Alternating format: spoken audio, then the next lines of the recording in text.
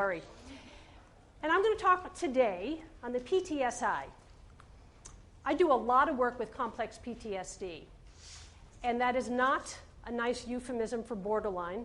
I actually cringe when I hear the word borderline because it's very pejorative, it's very shaming, but complex PTSD really speaks to the breaches in attachment and bonding and early relational patterns, healthy bonding patterns.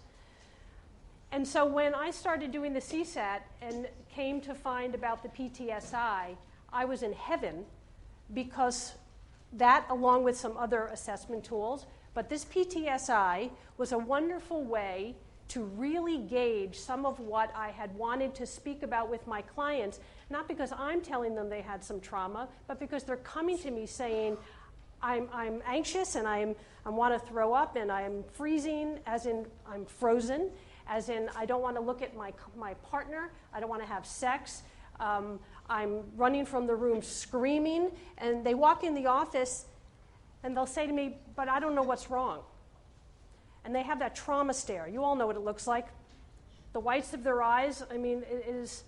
So here was a perfect tool that I could use for them to understand what's going on with them in a non-emotional way, in a way that was very nuts and bolts, very clear. And then half the time, when they were finished working on their trauma, or as they were working on their trauma, all of a sudden, their compulsivity was coming up. Well, surprise, surprise. And so when I had already sent them to Recovery Zone to go take the PTSI, many of them I would say, you know, on this site, there's a lot of sex stuff. Ignore it. It's not for you. Just go take the PTSI. And that was the way to get them there. I was going to get them there anyway. But for the ones that definitely had to work on the sexual compulsivity, they'd come back in my office and they'd say, well, why is all that sex stuff there? Oh, it's not for you. Don't worry. And then we'd start talking about it. And then they'd start to tell me, well, you know, I had a couple of one-night stands, and it's my second boyfriend in 2 months, and I sleep around, but I haven't done that for 3 months. But before then, I hadn't done it for 3 months, and then I was sleeping around for 3 years. And I said, you know, I have another assessment that might really help you. But it's not for labels. It's not to tell you who you are.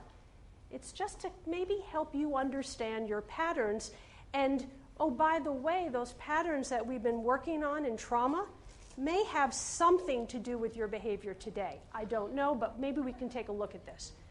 And so we would, and sure enough, you know, go figure. There's a correlation here.